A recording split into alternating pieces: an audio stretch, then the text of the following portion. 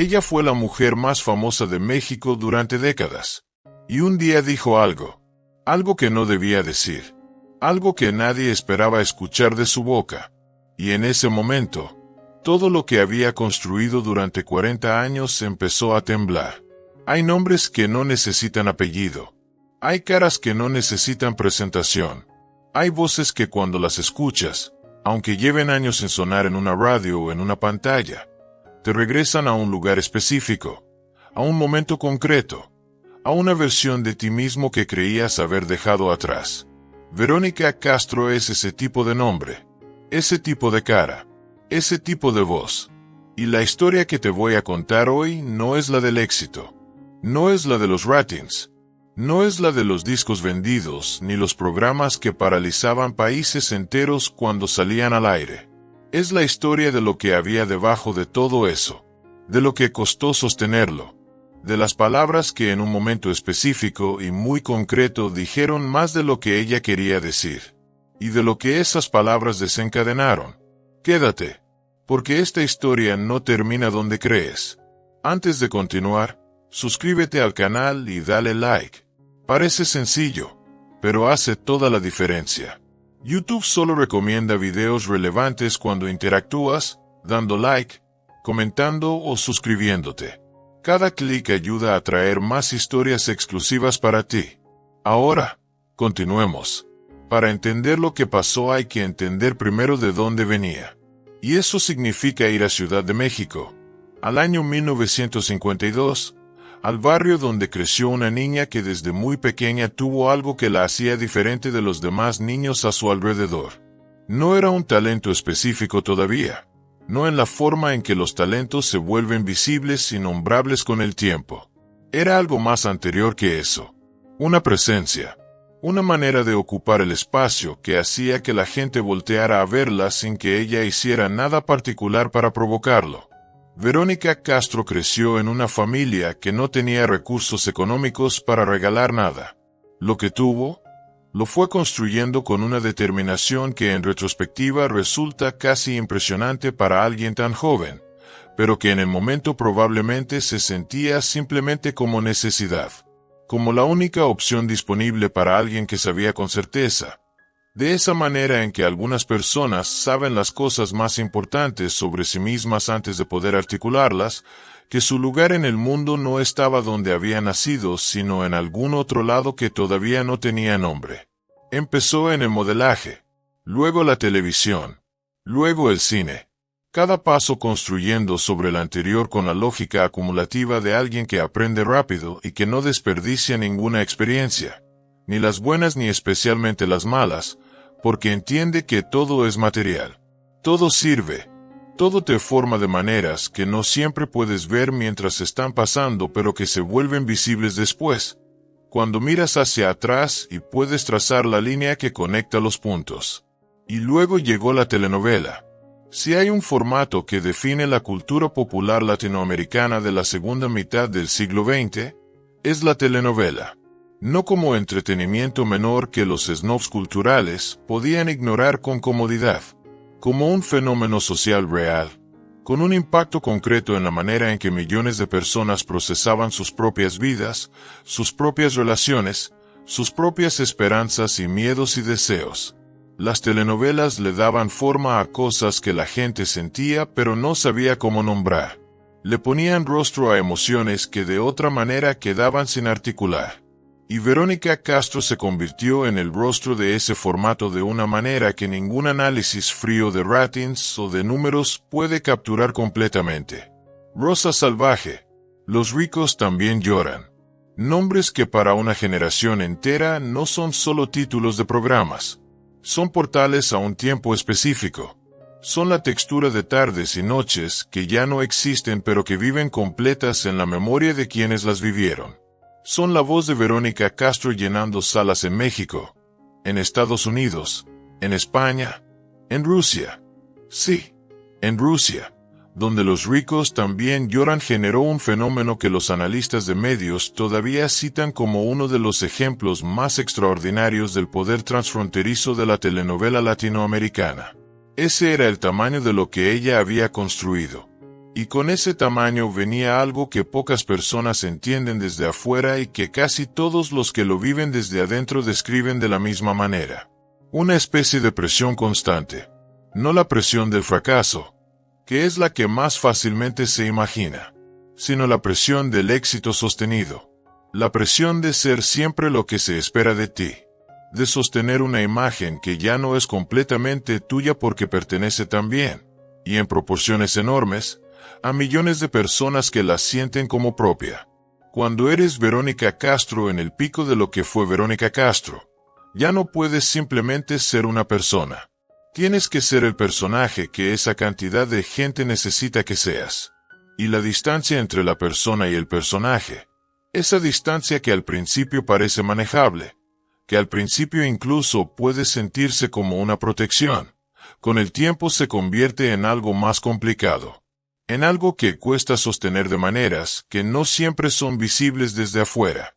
Verónica Castro sostuvo esa distancia durante décadas con una disciplina que sus contemporáneos, los que la conocieron en ese periodo, describen con una mezcla de admiración y de algo que se parece al asombro retrospectivo.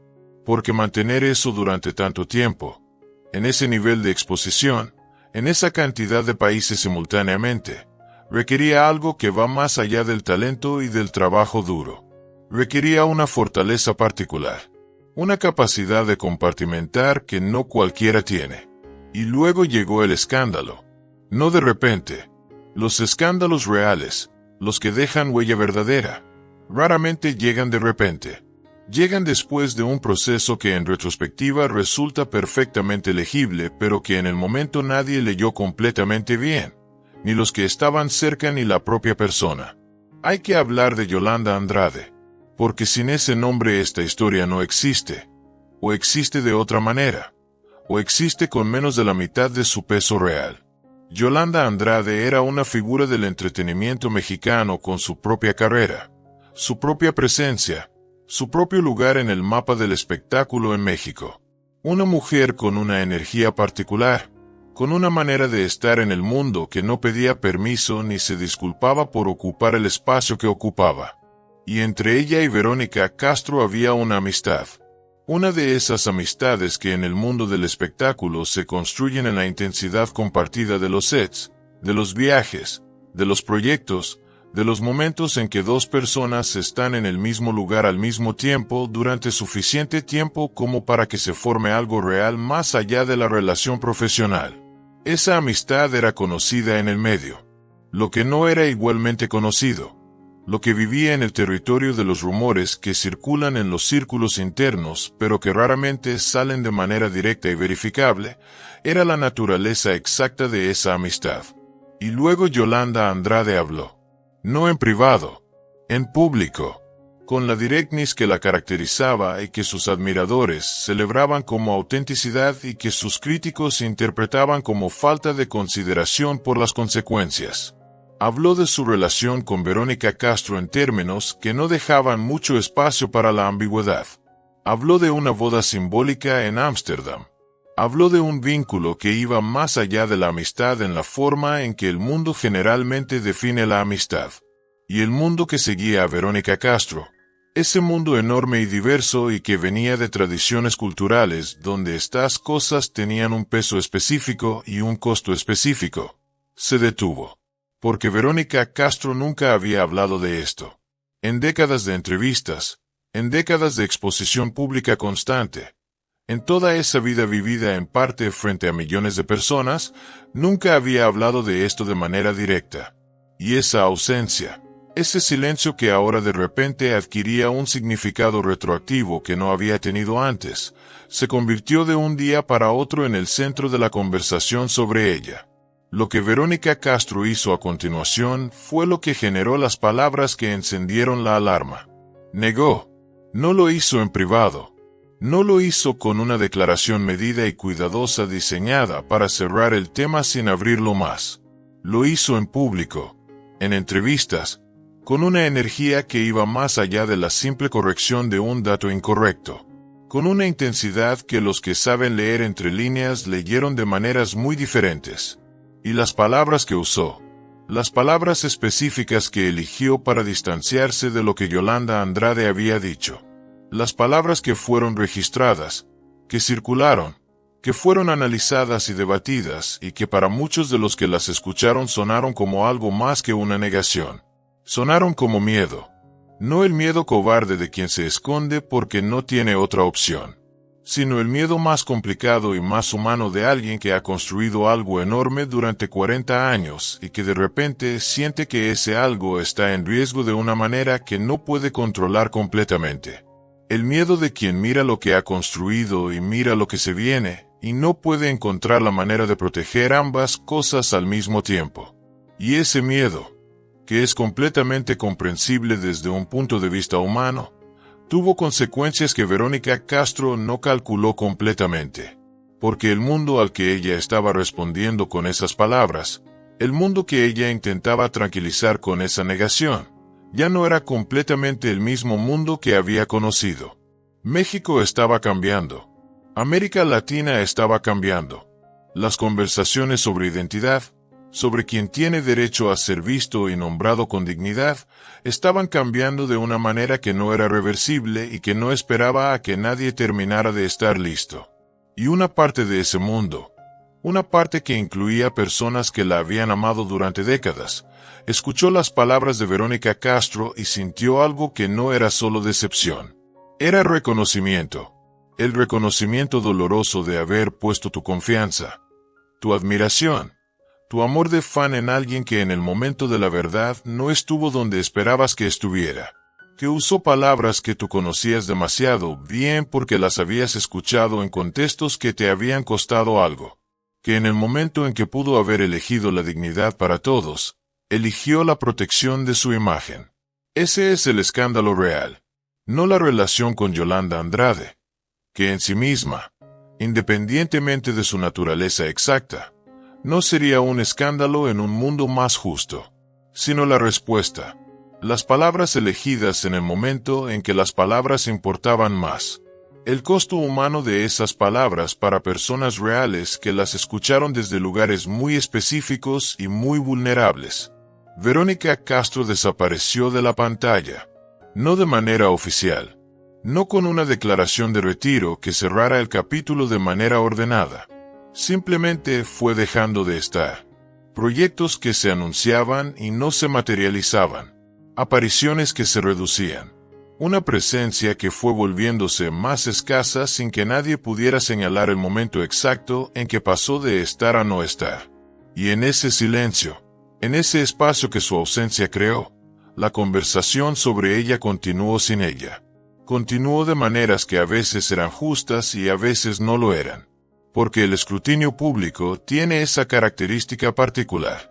Una vez que se instala, no diferencia bien entre lo que merece ser examinado y lo que no. Mira todo con la misma intensidad y produce juicios que a veces capturan algo real y a veces son simplemente el ruido que produce la máquina cuando ya no tiene material nuevo. Hubo personas que salieron a defenderla, que contextualizaron, que señalaron la generación de la que venía, los tiempos en que había crecido, el México en que había construido su carrera, y el costo real que hubiera tenido para ella, en ese contexto específico, haber respondido de otra manera. Que dijeron, con razón, que juzgar a una persona de 70 años por el estándar de 2020 sin tomar en cuenta lo que era 1980 o 1990 es una forma de injusticia que parece progresista pero que en realidad es lo contrario. Tenían razón en algunas cosas, y las personas que señalaban el daño concreto que esas palabras habían producido también tenían razón en las suyas. Eso es lo incómodo de las historias reales, que no se resuelven limpiamente, que no tienen un lado bueno y un lado malo perfectamente delimitados, que a veces ambas cosas son verdad simultáneamente y tienes que hacer el trabajo de sostener esa contradicción sin resolverla artificialmente. Verónica Castro rompió el silencio eventualmente, en entrevistas que fueron apareciendo con el tiempo, espaciadas, cuidadosas, con la sensación de alguien que regresa a un territorio que antes le era completamente familiar y que ahora tiene que navegar de manera diferente. Habló de la soledad, No en el sentido dramático y cinematográfico. En el sentido muy concreto y muy cotidiano de haber construido una vida entera orientada hacia afuera, hacia el público, hacia el trabajo, hacia la proyección constante de una imagen que satisfacía lo que millones de personas necesitaban de ella, y de llegar a un punto en que todo eso se pausó y lo que quedaba era la pregunta de qué había adentro cuando la cámara no estaba encendida. Esa es una pregunta que las personas que viven en el nivel de exposición que ella vivió raramente tienen tiempo de hacerse mientras están en el centro de la tormenta. La hacen después, en el silencio que sigue, en el espacio que se abre cuando la agenda que definía cada día de su vida deja de ser tan densa y de repente hay tiempo para pensar en cosas que el trabajo mantenía a distancia. Habló de sus hijos, de Cristian Castro, cuya propia carrera y cuya propia vida habían generado sus propias conversaciones públicas a lo largo de los años. De la complejidad de ser una figura pública que tiene un hijo que también es una figura pública y de navegar la diferencia entre la madre y el personaje en ese contexto específico. De lo que se pierde cuando la línea entre la vida pública y la privada lleva demasiado tiempo siendo borrosa. Y habló, de maneras indirectas pero legibles para quien sabe escuchar, de lo que cuesta ser lo que el mundo necesita que seas durante tanto tiempo. De la distancia que se instala entre tú y tú mismo cuando tu identidad ha sido durante décadas en parte una construcción colectiva que no controlas completamente. Cuando hay millones de personas que tienen una versión de ti que viven como real pero que es, necesariamente, parcial, que captura algunas cosas verdaderas y que deja afuera otras que también son verdaderas pero que no cabían en el espacio que el público estaba dispuesto a ofrecerte. Esa es la trampa de la fama del nivel que ella tuvo. Te da acceso a cosas que sin ella serían imposibles. Te da plataforma. Te da recursos. Te da la posibilidad de llegar a lugares y hacer cosas que de otra manera simplemente no estarían disponibles. Todo eso es real y sería deshonesto negarlo. Pero también construye una jaula que es tanto más difícil de ver cuanto más cómoda es. Una jaula hecha de expectativas. De la imagen que millones de personas tienen de ti y que defienden con una intensidad que a veces supera a la que tú mismo pondrías en defenderla. Una jaula hecha de lo que no puedes decir, de lo que no puedes ser, de lo que no puedes mostrar porque hacerlo rompería algo que ya no es solo tuyo. Verónica Castro vivió en esa jaula durante 40 años. Y el escándalo, si se mira con honestidad, no fue lo que Yolanda Andrade dijo. El escándalo fue el momento en que la jaula se hizo visible, en que las barras que siempre habían estado ahí de repente fueron imposibles de ignorar, en que el precio de sostener esa imagen durante tanto tiempo, un precio que había sido pagado en silencio y en privado durante décadas, salió a la superficie de manera que no podía deshacerse. Las palabras que encendieron la alarma no encendieron ninguna alarma sobre Verónica Castro. Encendieron una alarma sobre lo que le pedimos a las personas que admiramos, sobre los contratos no escritos que establecemos con las figuras públicas cuando las convertimos en algo más que personas, sobre el costo humano de ser el espejo en que millones de personas se ven reflejadas, sobre lo que sucede cuando ese espejo muestra algo que el reflejo no esperaba encontrar. Ella sigue viva, sigue apareciendo ocasionalmente. Sigue siendo el tipo de nombre que cuando se pronuncia en ciertos círculos produce esa reacción inmediata y física que solo producen los que fueron verdaderamente grandes en algún momento. El reconocimiento que viene antes del pensamiento. Pero algo cambió.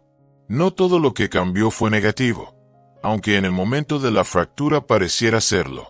Porque las fracturas, cuando se sobreviven, cuando hay suficiente tiempo para integrarlas, a veces muestran cosas que la superficie intacta ocultaba. A veces lo que se rompe era necesario que se rompiera. Si Verónica Castro procesó el escándalo de esa manera, si llegó a un lugar donde pudo ver lo que reveló más que solo lo que destruyó, es algo que solo ella sabe. Es una conversación que sucede en el interior de una persona y que ninguna entrevista, por honesta que sea, puede capturar completamente. Lo que sí es visible, Lo que se puede leer en las apariciones de estos últimos años, en la manera en que habla de su historia, en el tono que usa cuando mira hacia atrás, es que hay algo diferente. Algo más parecido a la persona que al personaje. Algo que sugiere que la distancia entre las dos, esa distancia que durante décadas fue el precio del éxito, se ha reducido un poco. O quizás es solo lo que uno quiere ver. Quizás eso también. Porque esa es la otra trampa de las figuras públicas. Que seguimos leyéndolas desde afuera.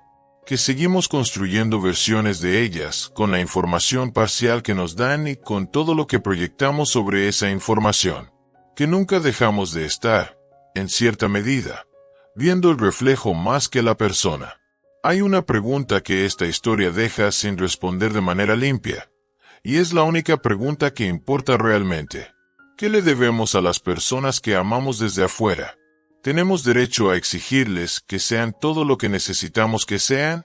¿Tenemos derecho a sentirnos traicionados cuando resultan ser más complicadas que la imagen que les habíamos construido?